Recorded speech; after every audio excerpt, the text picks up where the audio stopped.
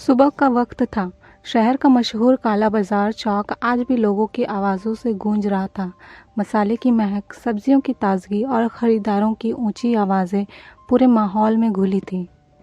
हर ठेले वाला अपनी आवाज़ ऊंची करके लोगों को बुला रहा था। भीड़ में औरतें मोल भाव कर रही थी, बच्चे अपनी माओं के पल्लू खींच रहे थे और दुकानदार कस्में वादे कर रहे थे कि भैया इससे ताज़ा माल आपको कहीं नहीं मिलेगा। इसी शोरगुल के बीच एक कोने में ठेला लगाए बैठी थी एक औरत। सिर पर फीका सा दुपट्टा, चेहरे पर हल्की झुर्रियाँ और आंखों में अजीब सी गहराई। उसके ठेले पर हरी सब्जियां करीने से सजी हुई थी। वो ज़्यादा बोलती नहीं थी। जब कोई ग्राहक आता तो बस धीरे से कहती, बहन जी तौल दूँ, ये लौकी ताज़ा है। लोग उसे सब्जी वाली बाई कहकर बुलाते थे। कोई उसका असली नाम नहीं जानता था।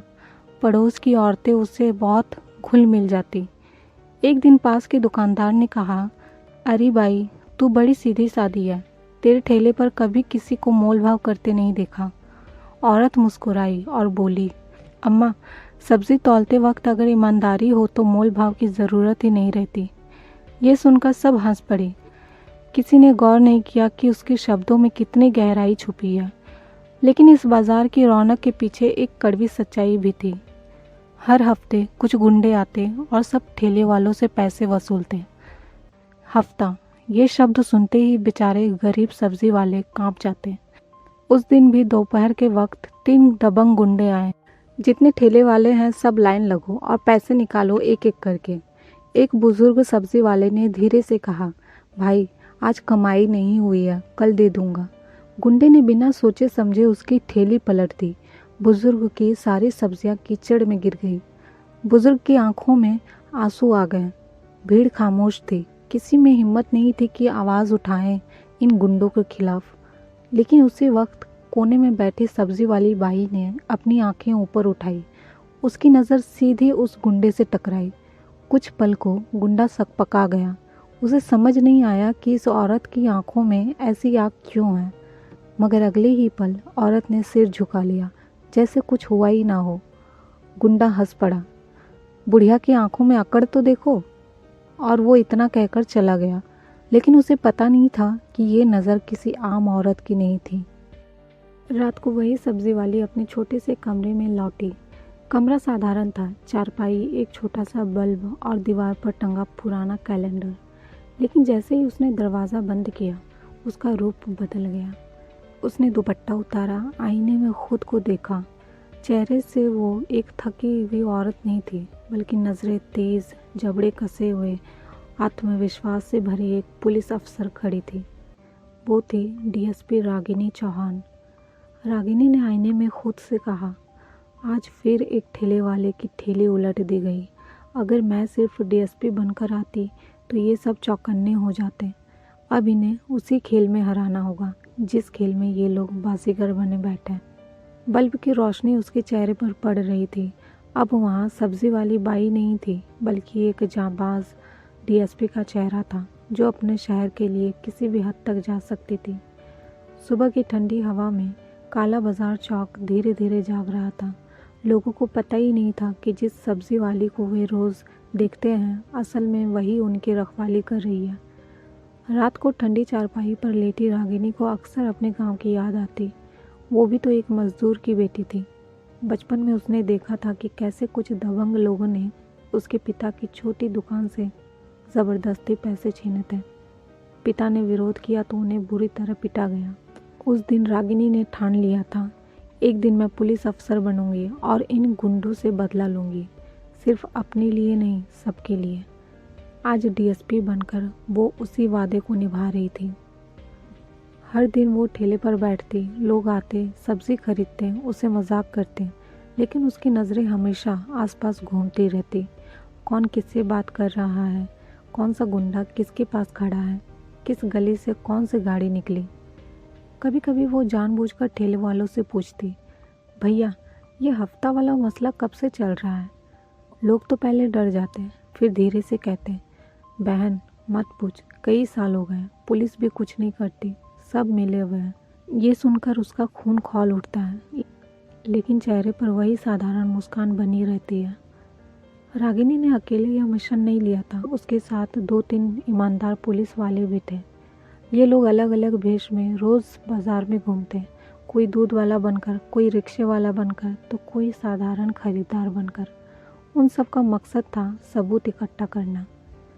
एक दिन रागिनी ने अपनी थैली पर मोबाइल के अंदर कैमरा छुपा दिया। जैसे ही गुंडे हफ्ता वसूलने आए, उसने सारी रिकॉर्डिंग कर ली। गुंडा चिल्लाया, जल्दी कर बुढ़िया, वरना तेरी थैली भी उलट दूंगा। रागिनी ने कांपते हाथों से पैसे दिए। भीड़ समझी कि औरत डर गई है, लेकिन कैमरे में उसकी मुस्कान साफ दिख रही थी, क्योंकि आज उसे पहला पुख्ता सबूत मिल चुका था। लेकिन खेल इतना आसान नहीं था। पुलिस महकमे में भी कुछ अफसर उन गुंडों से मिले हुए थे। रागिनी को पता था कि अगर उसने सीधे सीधे रेड मारी तो सूचना पहले ही लीक हो जाएगी। धीरे धीरे ठेले वाले उसे अपना मानने लगे। उस रात जब रागिनी अपने कमरे में पहुंची, उसने तय कर लिया कि गुंडे हर मंगलवार और शुक्रवार को आते हैं और इस शुक्रवार को वो इन गुंडों का खेल खत्म करेंगी। बल्ब की पीली रोशनी उसके दृढ़ चेहरे पर पड़ रही थी। अब मिशन का सबसे बड़ा कदम उठने वाला था। अगर कहानी आपको पसंद आ रही है तो वीडियो को लाइक ज़रूर कर दीजिए और मेरे चैनल को भी सब्सक्राइब कर लीजिए। शुक्रवार का दिन था। काला बाजार चौक पहले से ज़्यादा भीड़ भाड़ वाला था। सब्जियों की ताज़ी खेप आई थी और ख़रीदारों की लाइन लगी हुई थी। रागिनी अपनी ठेली पर चुपचाप बैठी थी। आंखें उसकी सब्जी पर नहीं, बल्कि गली के उस मोड़ पर टिकी थी जहाँ से गुंडे हर बार आते थे। दोपहर 12 बजते ही 3 गुंडे फिर मंडी में आए। उनके पीछे 2 बाइकें भी खड़ी थी। सब ठेले वालों की सांसें थम गई। जैसे ही गुंडे पास आए, पूरा बाजार सन्नाटे में बदल गया। चलो चलो, सब लाइन से लगो, गुंडा गरजा, हफ्ता निकालो वरना ठेला सड़क पर फेंक देंगे। लोग कांपते हुए पैसे निकालने लगे। एक बूढ़ा सब्जी वाला जिसका बेटा बीमार था, हाथ जोड़कर बोला, भाई दया कर दो, घर में खाने को नहीं है, दवा भी लेनी है, आज मत लो। गुंडा हंसा और उसकी ठेली पर लात मार दी। टोकरी पलट गई। गोभी और आलू सड़क पर लुढ़क गए। भीड़ खामोश खड़ी देखती रही। अब गुंडे सीधे रागिनी की ठेली तक पहुंचे। उनका लीडर बोला, ओए बुढ़िया, रोज़ पैसे निकालती है, आज क्या सोच रही है, तेरे लिए छूट है। रागिनी ने सिर झुकाया, कांपने का नाटक किया और धीरे से बोली, भाई आज कमाई नहीं हुई है, कल दे दूंगी। गुंडा गुस्से में आया और बोला, अरे बुढ़िया, तेरे ठेले का माल उठाकर बेच देंगे, फिर देखना।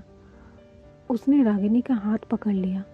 भीड़ ने सोचा अब ये औरत पिटेगी, लेकिन अगले ही पल कुछ ऐसा हुआ कि सब दंग रह गए। रागिनी ने झटके से उसका हाथ मरोड़ दिया। गुंडा दर्द से चीख पड़ा।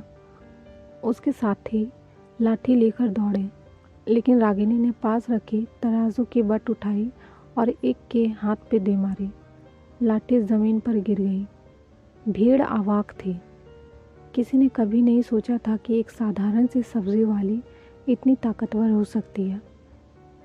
लोगों की आंखों में पहली बार डर की जगह उम्मीद दिखी, लेकिन रागिनी चुप रही। गुंडा उठते हुए दांत पीस कर बोला, सुन बुढ़िया, तूने हमारी इज्जत मिट्टी में मिला दिया, अब तेरा ठेला नहीं बचेगा। गुंडे गुस्से में गालियां बकते हुए वापस चले गए, लेकिन जाते जाते धमकी दे गए, अगली बार आएंगे तो तुझे सबक सिखाएंगे बुढ़िया। भीड़ रागिनी के पास आती है। बुजुर्ग सब्जी वाले ने कांपती आवाज़ में कहा, बेटी, तूने जो किया वो हम में से कोई नहीं कर पाया, लेकिन ध्यान रखना, ये लोग बहुत खतरनाक हैं। रागिनी ने सिर्फ इतना कहा, डर के साए में जीने से अच्छा है डर को मिटाना। उसकी आंखों में आग थी।